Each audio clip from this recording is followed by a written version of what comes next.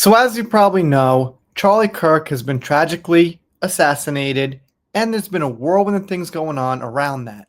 Perhaps the biggest thing is that Jimmy Kimmel got canceled, canned from his show.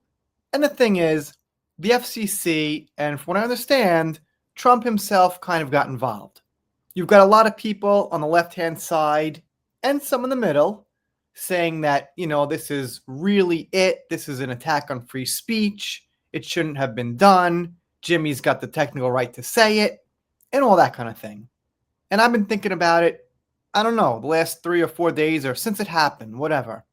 And I guess, part of me says, all right, no matter how hurtful, Jimmy does have that right to free speech. It's complex because he's on someone else's platform, kind of like being a school teacher. Yes, you're free speech, but in the classroom, you're kind of obligated to stick to a certain, set of standards. When you get outside the classroom in the schoolyard on the street, you can say whatever you want. So, keep that in mind. But in essence, if the TV station didn't can him, that would be showing they stood up for free speech. Now, I think Elon here kind of nails it. He kind of, in a way, asks you to think deeper than it's just free speech or it's not. And one thing I think no one is really considering is that Trump was actually friends with Charlie Kirk. And I don't know about you, but in this life, when someone's your friend, whether it's lending them money, helping them get a job, giving them free food when they show up at your workplace, whatever it is, you do more for your friends. That's just how life goes. That's how human beings think. So, Trump is going to do more for a friend of his that died, I would say. And like any other human being on the planet, or, probably 95% of us, we do more for our friends. So I'm going to give a little understanding to that. But anyway, let's hear Elon. One of the biggest late night hosts in America, a man with millions of viewers. One of the biggest late night hosts in America, a man with millions of viewers, says something so reckless and so cruel that it doesn't just. One of the biggest late night hosts in America, a man with millions of viewers, says something so reckless and so cruel that it doesn't just backfire, it pulls the rug out from under him entirely. This isn't about jokes falling flat. This is about trust, credibility, and the moment when even powerful networks decide they can't protect you anymore.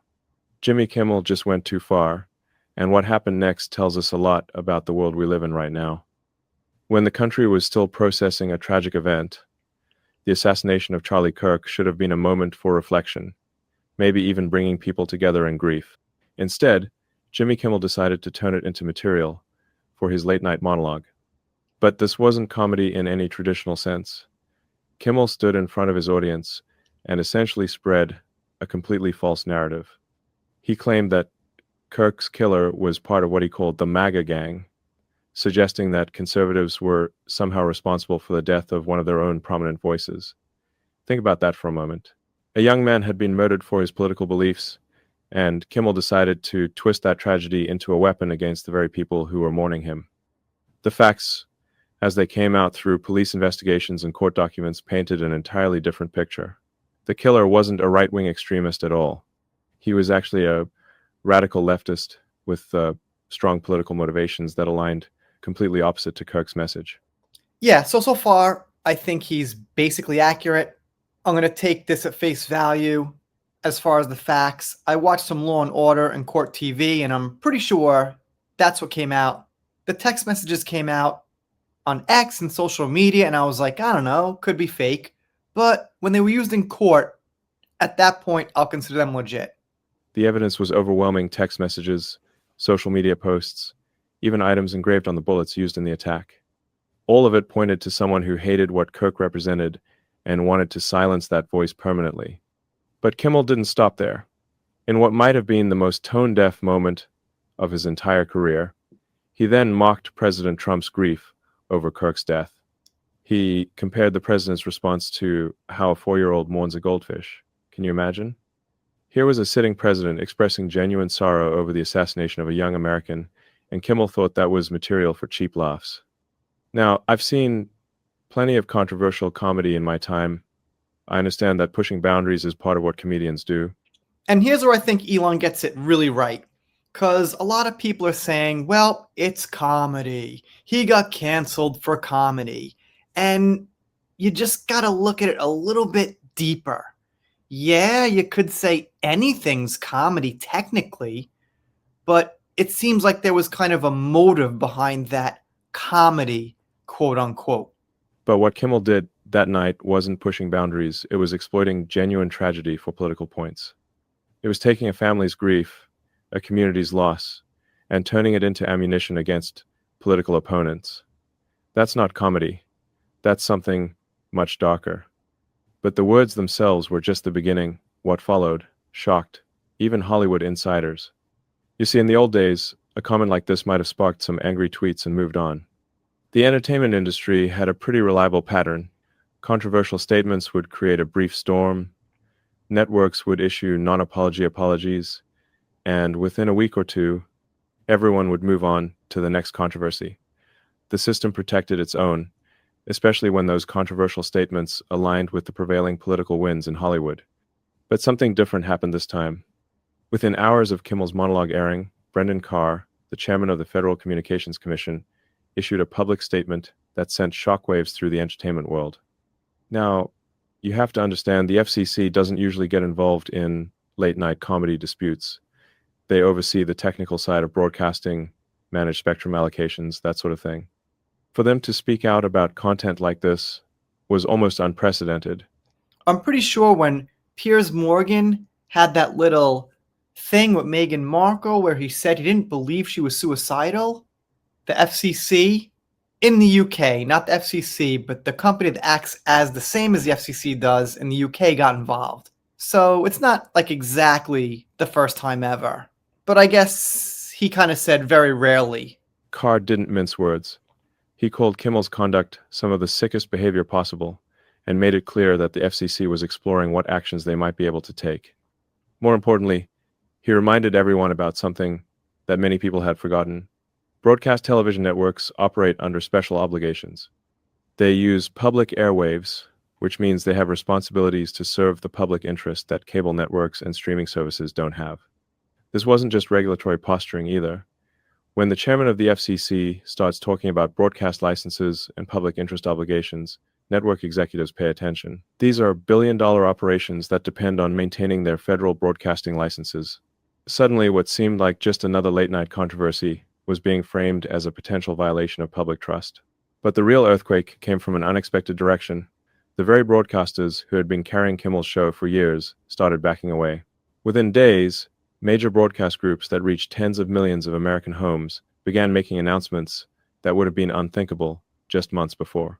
Nexstar, which operates more television stations than any other company in America, we're talking about reaching nearly 4 out of every 10 households in the country, announced they would no longer air Jimmy Kimmel live on their ABC affiliates. Think about that scale for a moment. In one decision, Kimmel lost access to close to 40% of American television households. I didn't know the show was that big. I mean, a lot of people like to claim that, it was kind of dying, it was tanking out, it was doing poorly. And I don't think it was doing great. I'm pretty sure Colbert, who isn't Jimmy Kimmel but does similar content, is doing pretty badly. Or was, or whatever. I think he got canned too. Can't remember at this point. But if that's true, yeah, that's a lot of households. Then Sinclair Broadcasting, another major player, made a similar announcement, but they went a step further that really drove home how dramatically things had shifted. Instead of just dropping Kimmel's show, they announced they would be filling that time slot with a special honoring Charlie Kirk's memory and his mission. They also publicly called on Kimmel to make a substantial donation to Kirk's organization, Turning Point USA, as a gesture of accountability. Can you imagine that happening 5 years ago? 10 years ago? A major broadcasting company not only dropping a network show over political content, but then using that same time slot to honor the very person the host had mocked? It was a complete reversal of how these things typically played out. And that's where things get even more interesting, because the network didn't just pause, they pulled the plug. You have to understand what was happening behind the scenes at ABC and Disney during this period. These aren't conservative companies by any stretch of the imagination. Disney, which owns ABC, had been perfectly comfortable with years of anti-Trump content, political comedy that leaned heavily left, and entertainment that reflected Hollywood's progressive values. They weren't making this decision because they suddenly developed conservative sensibilities. No, what happened was much more significant than that.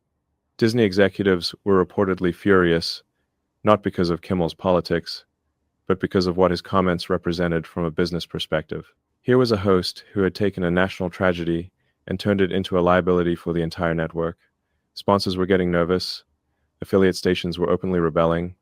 And why did Jimmy do that? The reason is because Jimmy is so politically polarized, he is so far on the left that he just feels like it's okay. This is a normal thing to think. Who doesn't think this? It's almost like he's got a blind spot to half the country. If he would think, for a second, or if he would have thought for a second, like, you know what? There's like half an audience out there, like half the nation, who completely disagrees with like 90% of what I say. Maybe I just shouldn't say it. That would have been pretty good. Charlie Kirk's the bad guy, Trump's the bad guy, so anything for a laugh is okay about them. Regulatory agencies were asking questions. And all of this was happening around a show that, frankly, wasn't performing well enough to justify this kind of headache. The decision to suspend the show indefinitely came down from the very top levels of Disney's corporate structure. This wasn't some middle manager trying to avoid controversy. This was a calculated business decision made by people who understood that protecting Jimmy Kimmel was no longer worth the cost. Yeah, which is what I said. The show wasn't doing so good anyway, which is not exactly the point, but it's a pretty important point. Because, like, if he was doing great, raking in tens of millions on top of his game, and they canceled him, well, that would be a little different as far as taking something away from him. But it seems like he was eventually going to tank out pretty soon anyway. So that means they took less away, and they kind of just sped up the inevitable, which does make a difference in my opinion. And the timing was particularly significant because it sent a message throughout Hollywood that the rules had changed. For decades, the entertainment industry had operated under an assumption that political controversy from the left was generally safe territory. Pushing conservative buttons, mocking traditional values, taking shots at Republican politicians, all of that was not only acceptable, it was often rewarded with praise from industry peers and entertainment media.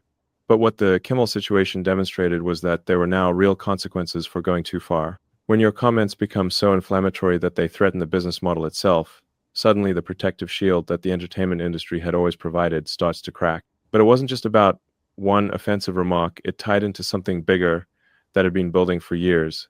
If you really want to understand why Jimmy Kimmel's career came crashing down so quickly, you need to look at the numbers that were already working against him. The uncomfortable truth that Disney executives had been trying to ignore was that Kimmel's show had been struggling for quite some time before this controversy even erupted. By late 2024, Kimmel was barely pulling in around 1 million viewers per night, and that was on a good night.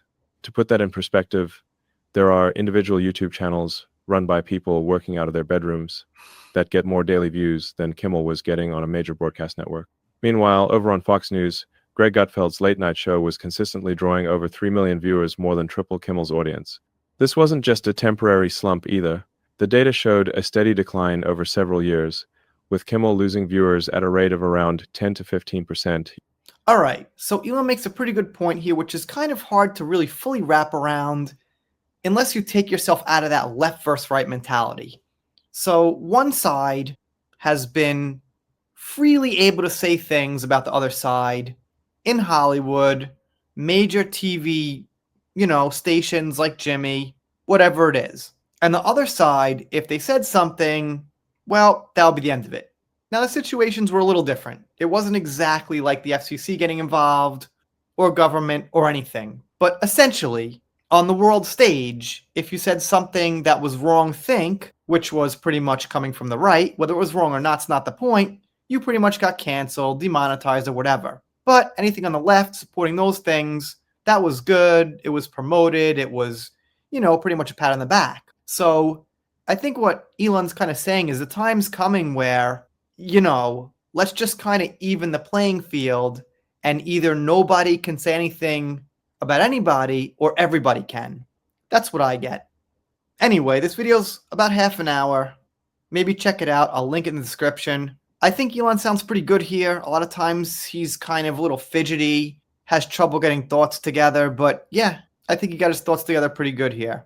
Kind of funny seeing him with this like Photoshop background instead of like a real room that he owns, which costs probably 1,000 times or 10,000 times more than that one.